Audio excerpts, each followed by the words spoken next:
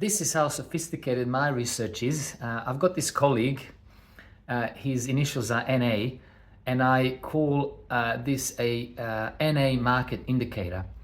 What he managed to do is he managed to sell on top of the market when the crypto mania happened in about 2017 from memory, when the crypto obviously went up really high, and it then corrected sharply. Most people got caught in that correction, got discouraged, disheartened, and sold at the bottom. What he did, he got out at the top. And you think, oh yeah, that's a lucky guess. Well, he's done a few other things like that.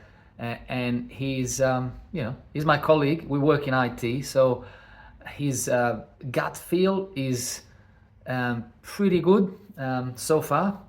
And what he's done just recently is he sold his investment property. Real estate he had, piece of real estate he actually sold, and he was happy to pay capital gains on it, capital gains tax, which means he was pretty convinced that he's correct. Now, he wasn't so much trying to time the market. I think he's, what he told me, his goal was to cash out and pay off his primary place of residence, his home's mortgage, to pay it off and be debt free. So he's on the way there. I think the contract has been exchanged and he's got his 10%, which means the sale is going to happen. And since the NA indicator is so solid, has the NA sold on top again? Time will only tell. A few things he mentioned that he was seeing in the news is that the capital gains tax discount may be scrapped. That was, I think, implemented in the 2000s by John Howard here, where you pay half of the capital gains that you, after selling an asset, like a piece of real estate, after holding it for at least a year or longer.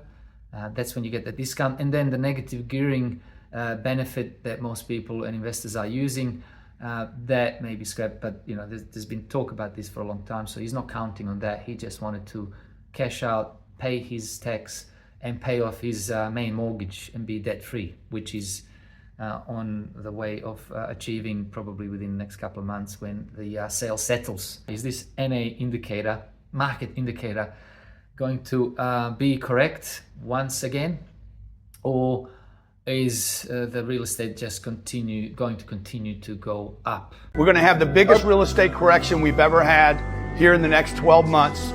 It'll be monster, and it will hit Gen Zs in a way that they'll never touch that asset class again. Well, Sydney is now officially the most unaffordable place to live in the English-speaking world.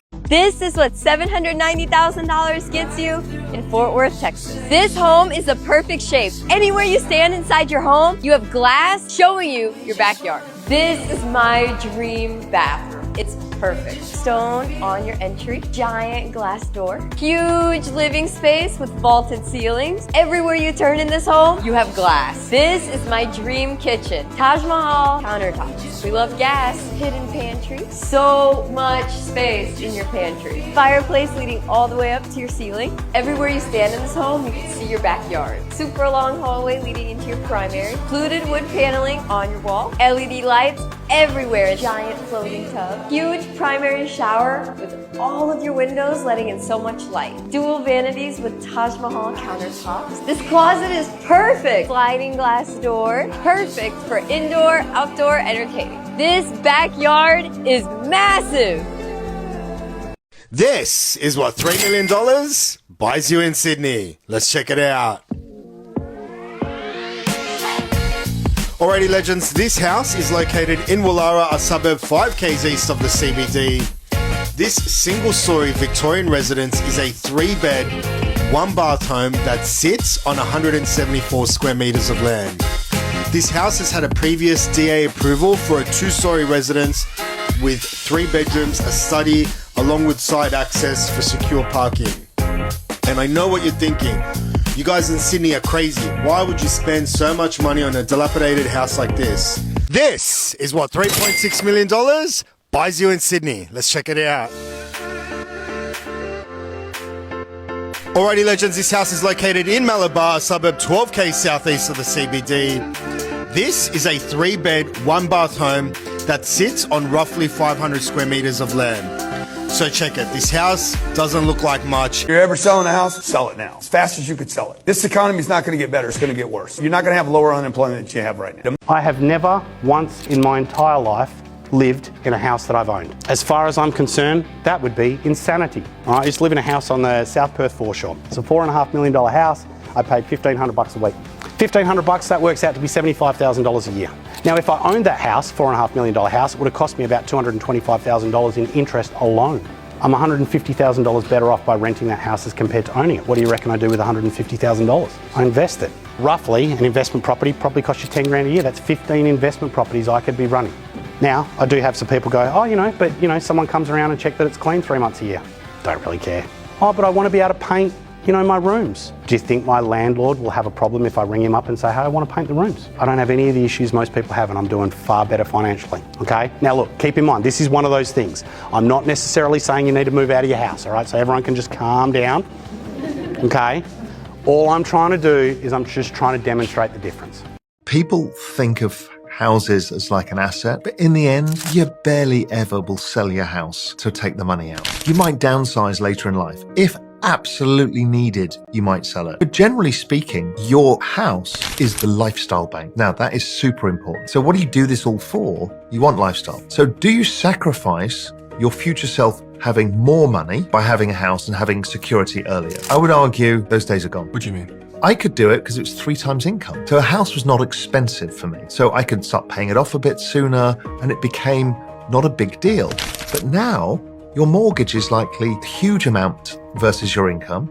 You'll spend the rest of your life paying it off. And most of the time you're just paying off the interest. So you're not getting anywhere. You don't own that house. Anything goes wrong, the bank takes it away from you. So you've got to get more control of your life. And that is by having savings that are growing.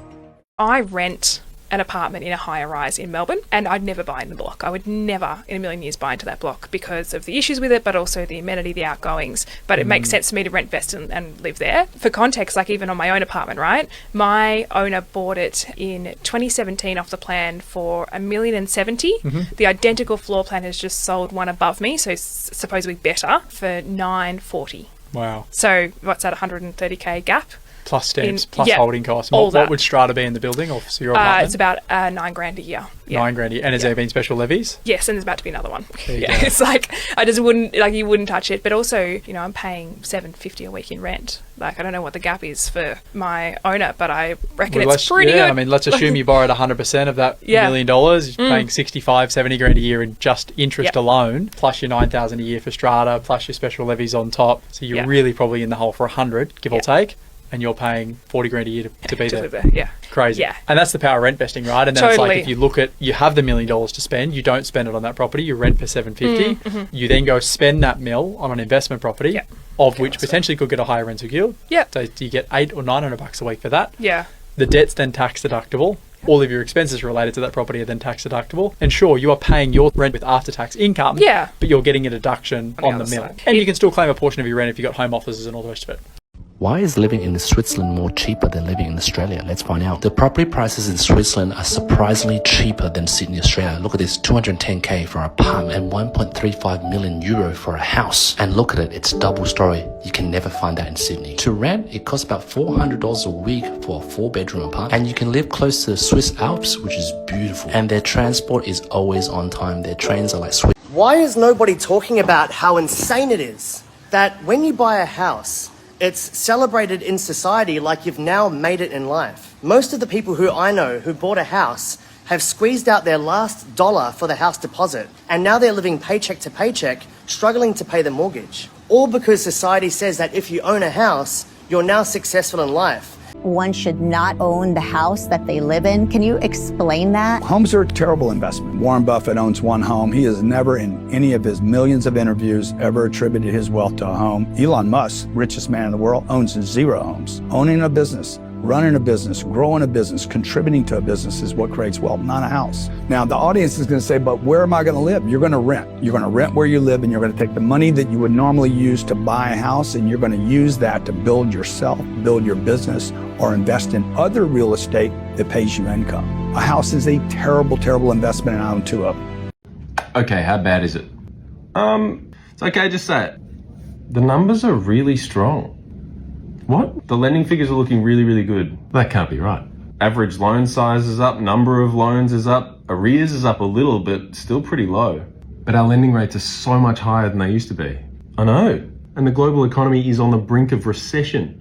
I know. And home prices are at record highs. It's not like people are bargain hunting. I know. Look, supply is still low and demand's pretty high. I guess that's all there is to it. So hang on, you're saying despite everything, more people are borrowing more and paying more to do it? Yeah. So what does this mean for us? Well, we're a bank, so it's the dream. Bonuses? Bonuses.